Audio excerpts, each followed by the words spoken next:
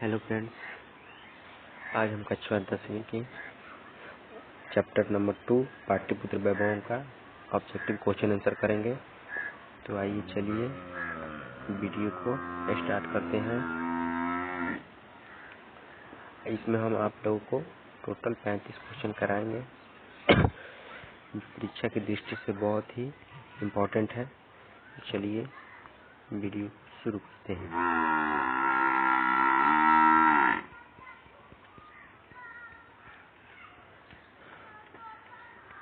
आज का हम लोग का पहला क्वेश्चन है कि कूटनीति काव्य के कवि कौन है। कूटनीति जो संग्रह है उसके कवि कौन है, तो उसके कवि कौन है, तो उसके कवि है दामोदर गुप्त। यानी कुट्टे निम्नतम काव्य के कवि कौन है, ये आपको यदि एग्जाम में आता है तो इसमें आप लोग क्या टिक करेंगे, दामोदर गुप्त नामक कवि ने इस काव्य इस संग्रह को लिखा हुआ है। चलिए नेक्स्ट क्वेश्चन देखते हैं। नेक्स्ट क्वेश्चन है हम लोगों का कि पटना का इतिहास कितना वर्ष पुराना है। तो पटना के इतिहास हम लोग जानते हैं, जैसे हम लोग चैप्टर पढ़ेंगे तो उसमें देखेंगे कि पटना का इतिहास कितना, तो 25 वर्ष दिया हुआ है। और यूनान, अब नेक्स्ट क्वेश्चन, यूनान का राजदूत कौन था। यूनान का राजदूत कौन था, यूनान का राजदूत था मेगास्थनीज। मेगास्थनीज था जो पटना में कई बार आया हुआ था। आइए नेक्स्ट क्वेश्चन देखते हैं। नेक्स्ट क्वेश्चन है आपका राजशेखर की रचना। राजशेखर की रचना कौन सी है, यानी कि राजशेखर जो थे वो कौन सी रचना किए हुए थे। तो राजशेखर कौन सी रचना किए थे, काव्यमीमांसा नामक संग्रह की उन्होंने रचना की हुई थी। कौमुदी महोत्सव किस ऋतु में मनाया जाता था, तो कौमुदी जो महोत्सव था वो कौन सी ऋतु, तो वहाँ पर वो शरद ऋतु होती थी जिसमें मनाया जाता है। जिस तरह से हम लोग बिहार में दुर्गा पूजा मनाते हैं उसी तरह से उस समय पटना में कौमुदी महोत्सव मनाया, जो दुर्गा पूजा की तरह ही बहुत ही हर्षोल्लास के साथ मनाया जाता था। चलिए नेक्स्ट क्वेश्चन देखते हैं।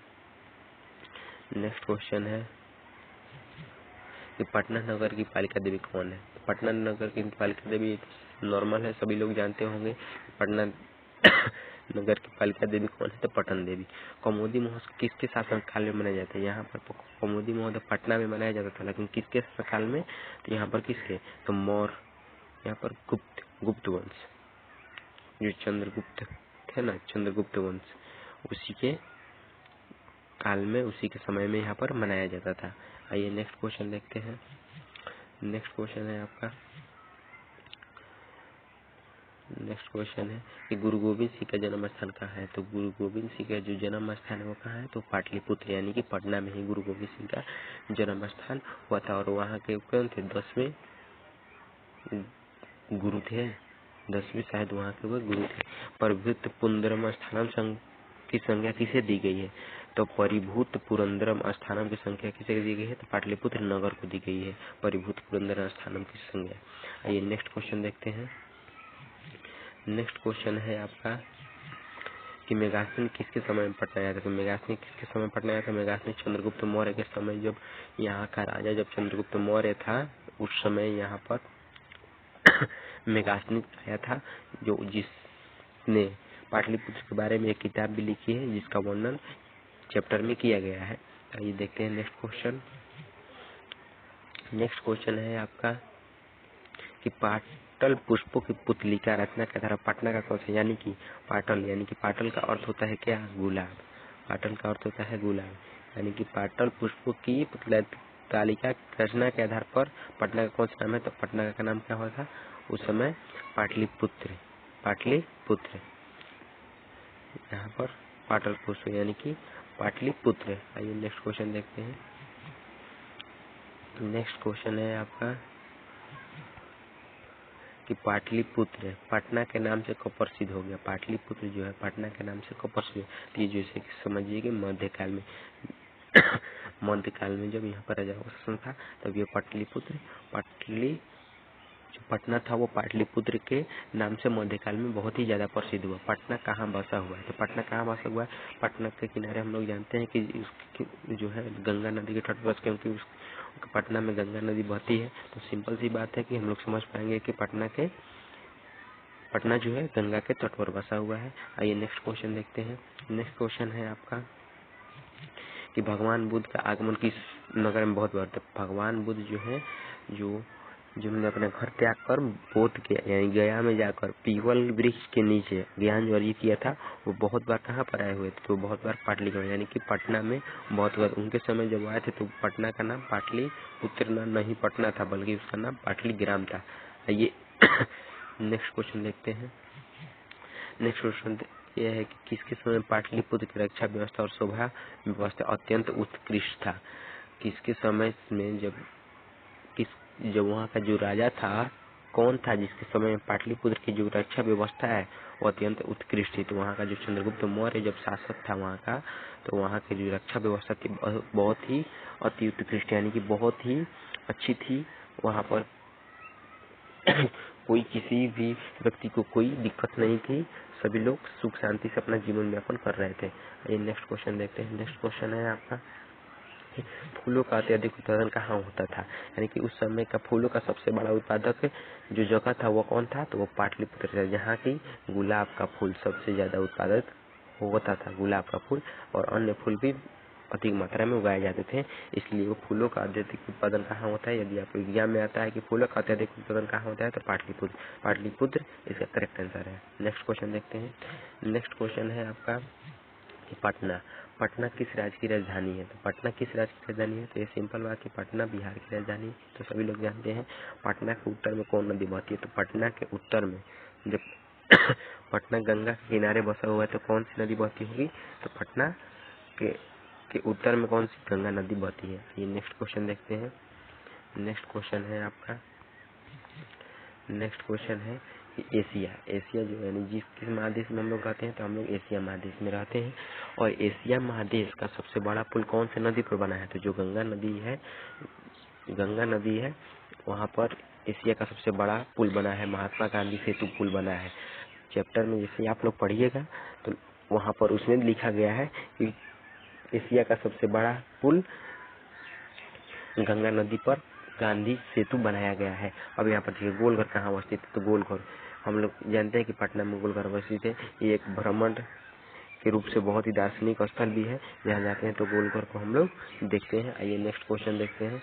नेक्स्ट क्वेश्चन है आपका कि सिख संप्रदाय के 10वें गुरु का जन्म कहाँ पे। देखिए जो मैंने बताया कि गुरु गोविंद सिंह जी थे, उनका जन्म पटना में हुआ था। और सिखों के कौन थे, तो वो 10वें गुरु थे। तो उनका जन्म कहाँ हुआ था, तो उनका जन्म पटना में हुआ था। मुद्राक्षर किनकी रचना है, यानी कि मुद्राक्षर किसकी रचना है, तो विशाख दत्त की। विशाख दत्त थे जो ये मुद्राक्षर की रचना की। इसमें हर एक क्वेश्चन आपके लिए बहुत बहुत इम्पोर्टेंट है। 2022 में ये सब क्वेश्चन आपको 50 से 60% आपको लड़ने वाले हैं एग्जाम में, इसलिए आप लोग तैयारी अच्छे से करें ताकि आप लोगों का एक भी क्वेश्चन ना छूटे और सही से आप लोग टिक करके हैं।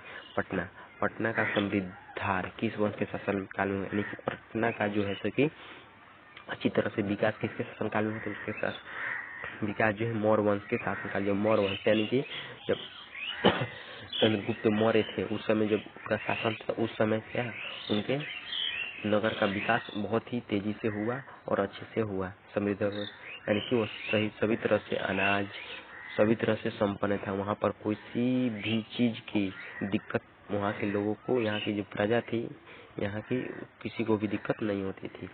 ये नेक्स्ट क्वेश्चन देखते हैं।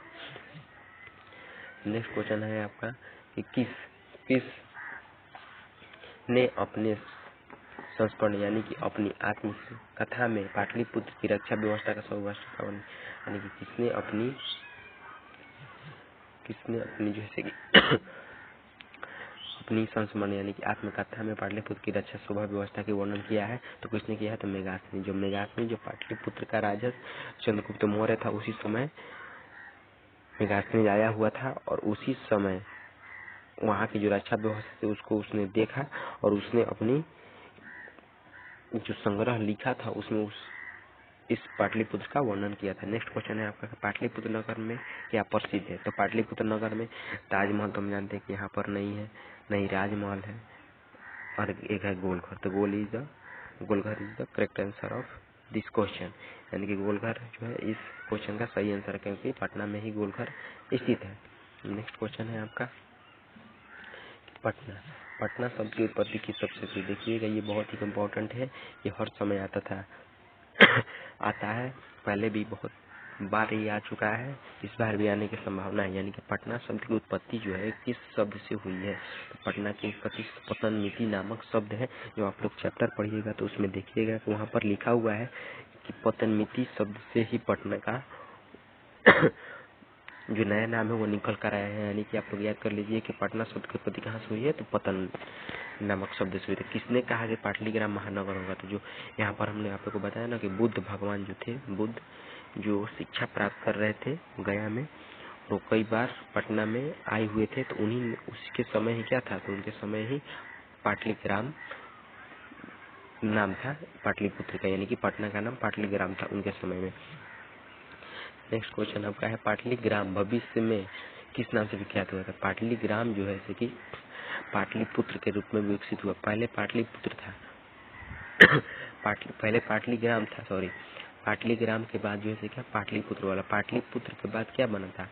पाटलिपुत्र के बाद बना था पटना, यानी कि पटना से पहले पाटलिपुत्र, पाटलिपुत्र से पहले पाटलिग्राम और पाटलिग्राम से पहले पुष्पपुर उसका नाम था। ये नेक्स्ट क्वेश्चन है कवि शिक्षा के रचनाकार कौन है? यानी कवि शिक्षा के रचनाकार कौन है? तो कवि शिक्षा के रचनाकार है राजशेखर। राजशेखर इस क्वेश्चन का करेक्ट आंसर है। आप लोग हर एक क्वेश्चन को देखते ध्यान से चलिए, क्योंकि हर एक क्वेश्चन परीक्षा की दृष्टि से बहुत ही इम्पोर्टेंट है। आइए नेक्स्ट क्वेश्चन देखते हैं। गंगा नदी के ऊपर पटना में किस सेतु का निर्माण हुआ है? गंगा नदी, अभी मैंने बताया कि एक एशिया का सबसे बड़ा सेतु का निर्माण गंगा नदी पर किया गया जो पटना में है, और उस पर कौन? महात्मा गांधी सेतु का निर्माण किया गया है। काव्य मीमांसा नामक ग्रंथ की रचना किसने की? काव्य मीमांसा नामक ग्रंथ की रचना किसने की? तो राजशेखर ने इस ग्रंथ की रचना की है। नेक्स्ट क्वेश्चन देखते हैं। नेक्स्ट क्वेश्चन है आपका पाटलिपुत्र वैभवम पाठ में, पाटलिपुत्र वैभवम पाठ जो है किस नगर का वर्णन? यानी कि हम लोग जानते हैं पाटलिपुत्र वैभवम पाठ में किस नगर का वर्णन? तो पटना का वर्णन है, पटना का वर्णन है। पाटलिपुत्र किस पुरुष की जन्म स्थली थी? पाटलिपुत्र गुरु गोविंद सिंह की जन्म स्थली। जो ये सिखों के क्या थे? 10वें गुरु थे। इनका ही जन्म स्थल कहाँ है? इनका जन्म स्थल पाटलिपुत्र अर्थात पटना में है। नेक्स्ट क्वेश्चन देखते हैं। आज का ये दोनों लास्ट क्वेश्चन है, ये इसका सही से आंसर करते हैं। चंद्रगुप्त किस वंश का संस्थापक है? चंद्रगुप्त कौन था? तो मौर्य वंश। चंद्रगुप्त मौर्य, यानी कि उसका टाइटल क्या लगता है? मौर्य। कौन सा स्थापक था? चंद्रगुप्त किस वंश का? तो मौर्य वंश का संस्थापक था। आज का लास्ट क्वेश्चन हम लोग देखेंगे पुरंदर शब्द का पर्यायवाची शब्द। पुरंदर पुरंदर शब्द का पर्यायवाची शब्द क्या होगा? तो पुरंदर शब्द का पर्यायवाची शब्द होगा इंद्र। यानी कि इंद्र भगवान को उस समय क्या कहा जाता था? पुरंदर कहा जाता था। तो आज ये हम लोग का 35 क्वेश्चन था जो परीक्षा की दृष्टि से बहुत ही इम्पोर्टेंट है। इसको आप लोग ध्यान से देख लीजिए। नोट करना चाहें तो वीडियो को पॉज करके आप लोग नोट भी कर लीजिए। और इसको एक चैप्टर से मैं आप लोगों को 35 से 40 क्वेश्चन करा दूंगा। हर चैप्टर से आप लोग को ऑब्जेक्टिव 35 से 40 क्वेश्चन मैं करा दूंगा। इससे आपकी तैयारी बहुत अच्छे से हो जाएगी और एग्जाम में एक भी क्वेश्चन आप लोगों को नहीं छूटेगा। ये आप लोग ध्यान में रखिएगा। यदि वीडियो आप लोगों को अच्छी लगी तो चैनल को सब्सक्राइब कीजिए, लाइक कीजिए और ज़्यादा से ज़्यादा शेयर कीजिए, ताकि मुझे मोटिवेशन मिल सके और मैं और इसी तरह से वीडियो और बना सकूँ, ताकि आप लोग का भी मैं हेल्प कर सकूँ। और आप लोग कृपया करके वीडियो चैनल को सब्सक्राइब करें, लाइक करें, शेयर करें और मेरा भी हेल्प करें, ताकि मेरा भी मोटिवेशन बने, जिससे मैं आप लोगों के लिए नेक्स्ट चैप्टर का ऑब्जेक्टिव का वीडियो ला सकूं। और हाँ, आप लोगों को कोई भी दिक्कत हो आप लोग मुझे कमेंट सेक्शन में बताइएगा कि मुझे इस चैप्टर का हम लोगों को चाहिए ऑब्जेक्टिव हो या सब्जेक्टिव हो। जिस चैप्टर का आप लोग को सब्जेक्टिव, उस चैप्टर का आप लोग को वीडियो प्रोवाइड करा दिया जाएगा। मैं जल्द ही लाइव भी आने वाला हूँ, बस आप लोग का सपोर्ट होना चाहिए। आप लोग सपोर्ट कीजिए। तब तक के लिए धन्यवाद।